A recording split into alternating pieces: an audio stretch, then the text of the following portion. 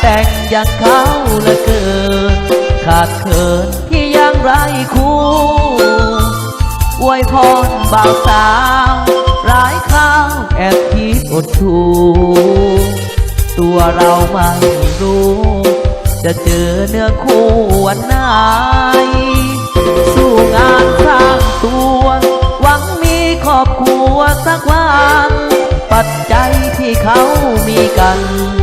ก็สรรหามาจนได้บางที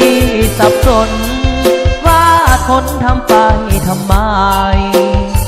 เพราะไม่มีใครตรงใจมาเป็นเจ้าสาว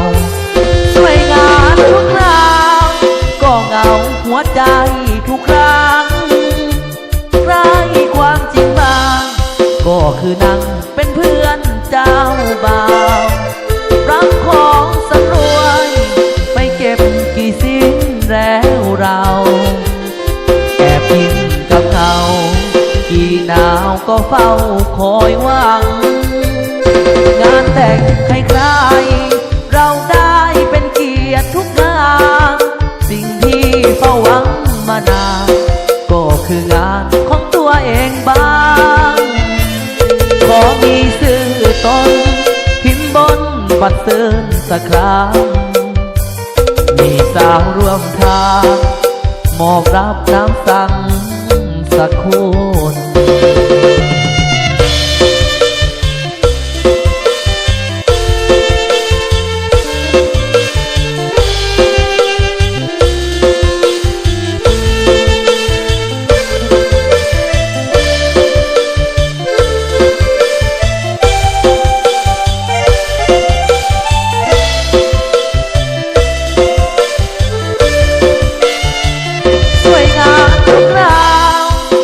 เหงาหัวใจ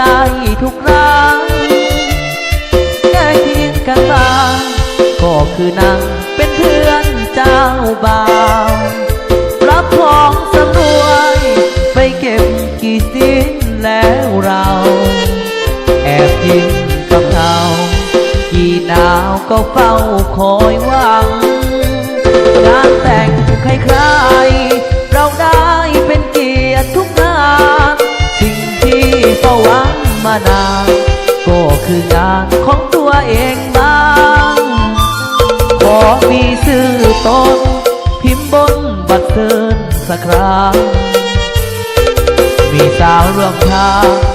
มอบรับน้ำสั่งสักคนพิเศษต้อนรับปีใหม่ 2016 จากใจจริงของเราจิ๋วจริงใจ